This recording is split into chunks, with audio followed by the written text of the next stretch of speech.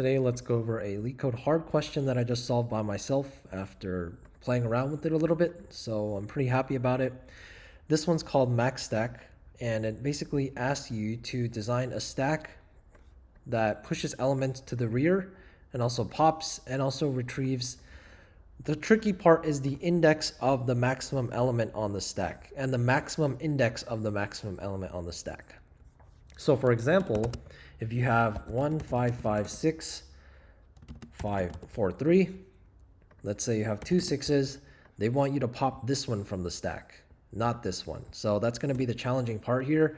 Otherwise, it's just like a standard stack. So if you know how this works, let's go ahead and declare a stack and append to the rear of the stack and then pop. So self.stack.pop. Want to return that. And then the top one, we want a sorted list for because we want to find the maximum one in O1 time or log_n time. So as we do this, let's also say self.s.add x. And to get the top element, we just return self.stack -1. To peak, self.s -1, right? Because that's going to be the sorted list.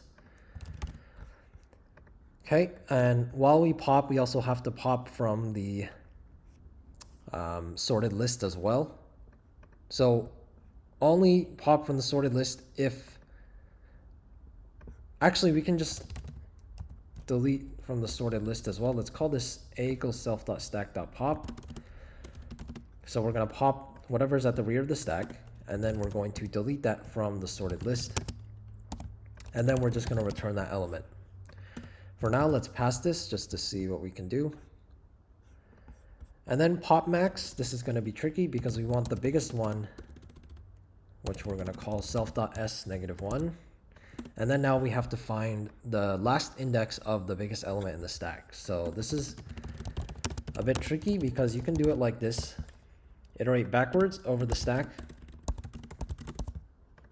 If self.stack of I is equal to self.biggest, then we automatically know we already have to pop the biggest element from the sorted list, but we also just want to return that value from the stack. So, okay, it's biggest self.s.pop, do this. Okay, so that is almost there, but it's not quite there. So I came up with my own little tricks to get around this. So you notice that we want the biggest element and also that the biggest element is in the front here, so we can keep track of the frequency. Let's call this counter, which is going to keep track of, it's like a dictionary of the stack. So self.c x plus equal to 1. And then we just remove it. So we see how many of them are on the stack, because then we can say how many frequencies of that number we see in the stack because of something I want to do. So let's say that self.ca minus equal to 1. If self.ca is equal to 0, then delete it because you can't have a 0 frequency in the dictionary. These aren't modifications. And now we can say if the self.stack of 0 is equal to the biggest, and if self.c biggest is equal to 1, then we only have one element because we want, if there are conflicting ones, we want the biggest index. In this case, we can just return, or first of all, we always have to pop from this sorted list because that's always going to be the biggest one. And then we just have to return self.stack.pop 0 because that's the smallest one. So, and there you go, passes all test cases. Not the most efficient, but it does work.